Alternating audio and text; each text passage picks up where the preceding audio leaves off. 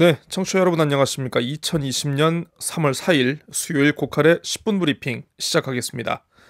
본격적인 내용에 앞서 미리 말씀드리자면 지난밤 제주에서는 새롭게 코로나19 네 번째 확진자가 나왔습니다. 그제와 마찬가지로 일간지의 제작 특성상 해당 내용이 담기지 않았다는 점 먼저 말씀드리겠습니다. 재민일보 머릿기사로 4.15 총선 앞둔 도내 정가 소식 전하고 있습니다. 경선 탈락자들의 행보에 따라 선거판이 요동칠 전망이라면서 다자구도가 불가피한 상황으로 전개될 것이다 라고 전망하고 있군요. 하단 기사 살펴보죠. 코로나19 확진으로 의도하지 않은 긍정적인 효과라고 해야 할지 모르겠습니다만 그동안 단속을 피해서 숨어 지내던 중국인 불법 체류자들이 제주를 빠져나가기 위해 줄을 서고 있는 모습이라고 합니다. 제주와 중국을 잇는 항공편이 현재 제한된 상황이다 보니까 하루에 200명 정도가 자진 신고로 나가고 있다고 하는데요.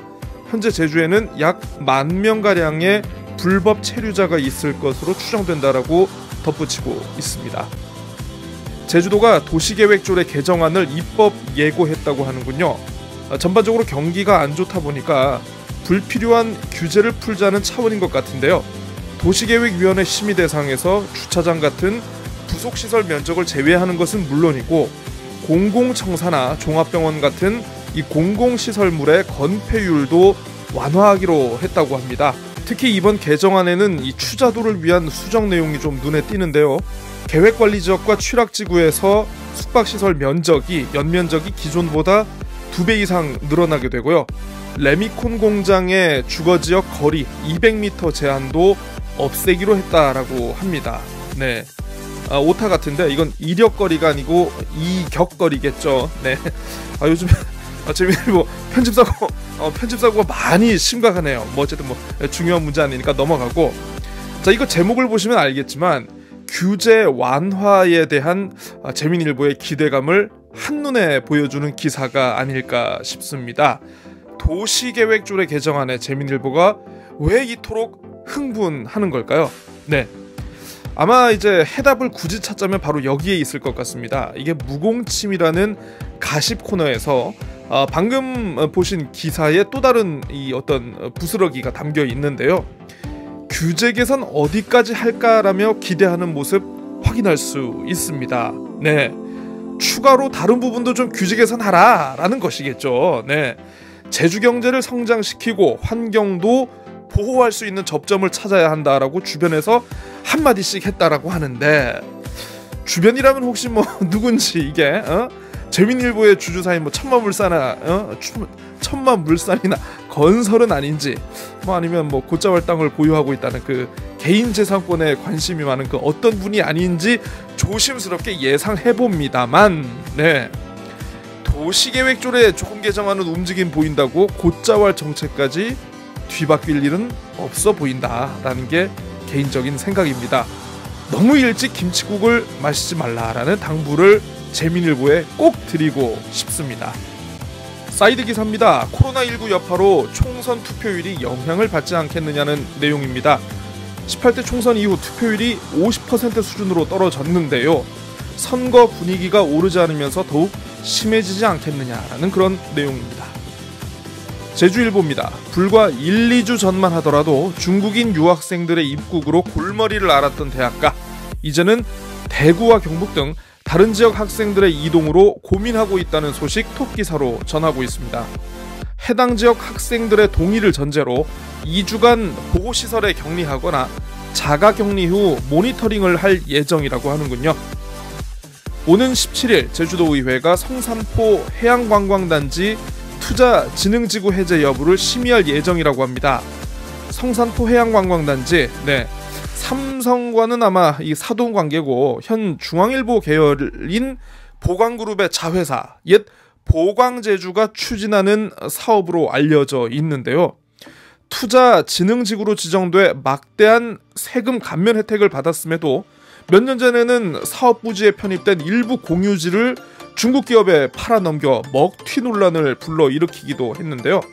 이번에는 주민들과의 상생 약속을 지키지 않았다라고 합니다.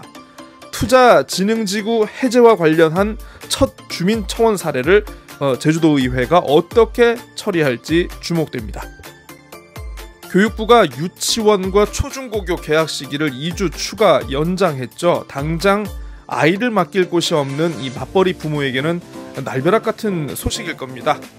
교육당국이 개학 연기 시기 동안 긴급 돌봄 교실을 운영할 예정이라고 하는데요. 한 2,500명 정도가 신청했다고 하는군요.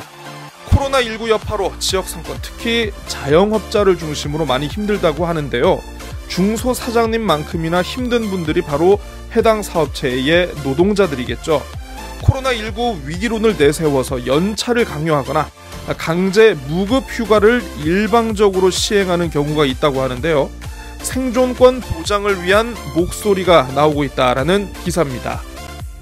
한라일보는 일면 톡기사로 코로나19 극복을 위해 노력하고 있는 도민사회 조명하고 있습니다.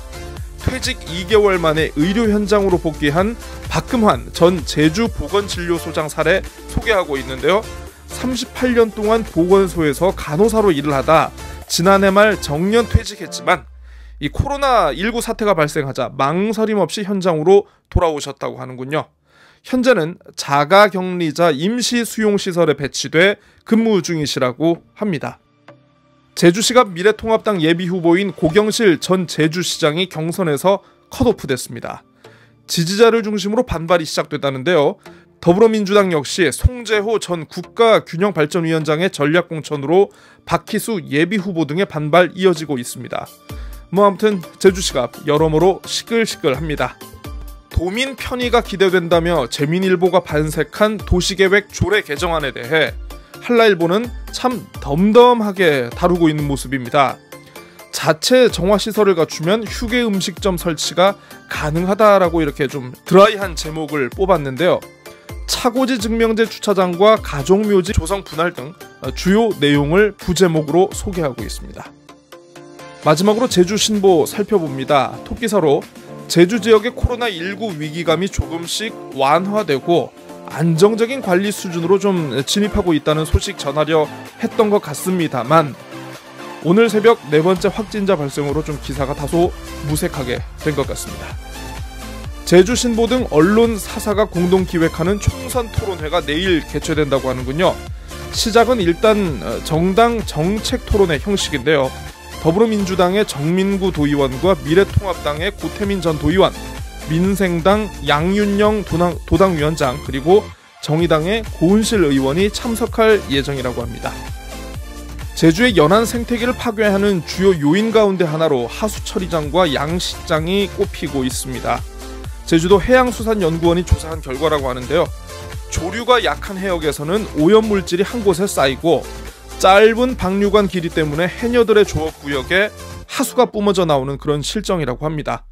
배출수 자체도 분해가 쉽지 않은 유기물이 많은 실정이라고 하는데요. 그만큼 제대로 처리되지 않고 있다는 뜻이겠죠. 마지막으로 박스기사 하나만 더 살펴보겠습니다. 요즘 말도 많고 탈도 많은 마스크입니다. 공적 마스크 판매 시간 안내하고 있는데요. 몇 시간 줄을 섰지만 구입도 못하고 허탕치는 경우가 많다고 해서일 겁니다. 먼저 우체국은 평일 오전 9시부터 번호표를 배부한다고 합니다. 그걸 받아서 돌아갔다가 다시 오후 5시에 방문하면 1인당 5개의 마스크를 구매할 수 있다고 하고요. 농협 한오로마트에서는 오전 9시부터 번호표를 배부하고 10시부터 판매를 시작한다고 합니다. 약국은 아직 정확한 판매 일시가 불명확한 상태군요. 그런데 이게 해결책이 될지는 잘 모르겠습니다. 마스크를 사기 위해 줄을 서는 대신에 번호표를 받기 위해서 아비규환 같은 줄을 서야 하는 거 아니겠습니까? 이게 바로 조삼모사고 탁상행정. 네, 바로 이런 거죠. 네, 10분 브리핑 오늘 순서 여기까지 하겠습니다. 손 잘 씻고 외출 자제하시고 안전하게 지내시길 바랍니다. 내일 다시 돌아오겠습니다. 안녕히 계십시오.